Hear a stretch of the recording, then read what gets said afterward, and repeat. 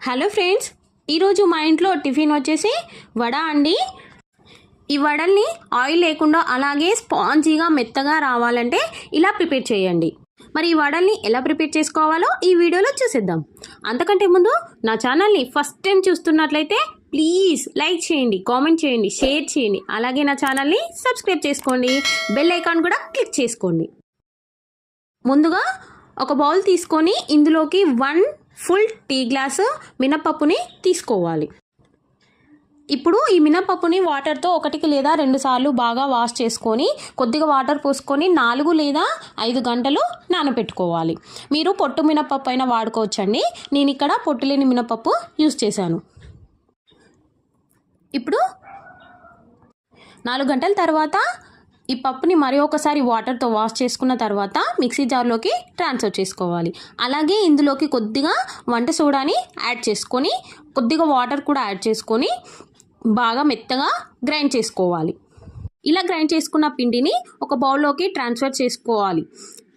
ఇప్పుడు ఇందులోకి మనం ముందుగా ఏ గ్లాస్ తోటి అయితే మినపప్పు తీసుకున్నామో అదే గ్లాస్ తోటి 1.5 టీ గ్లాసు ఉప్మా రవ్వని వేసుకోవాలి.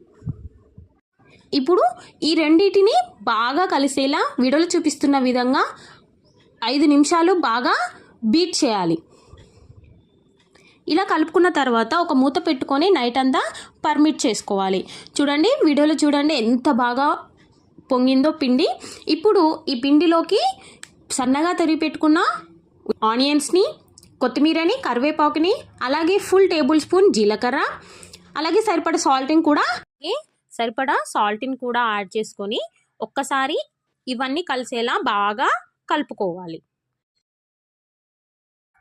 ఇప్పుడు డీప్ ఫ్రైకి సరిపడా ఆయిల్ పెట్టుకొని ఇప్పుడు ఒక చిన్న బౌల్లో వాటర్ తీసుకోవాలి.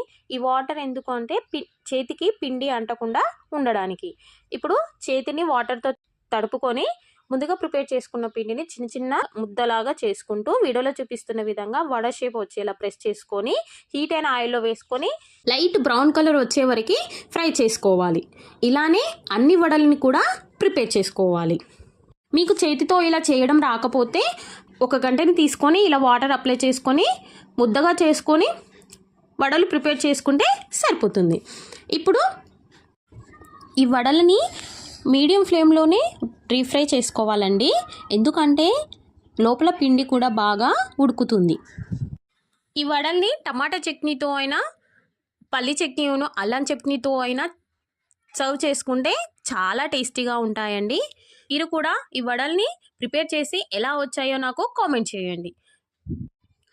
ఈ వీడియో కనుక మీకు నచ్చినట్లయితే ప్లీజ్ లైక్ చేయండి, కామెంట్ చేయండి, షేర్ చేయండి. అలాగే నా ఛానల్ని సబ్స్క్రైబ్ చేసుకోండి. Thank you for watching.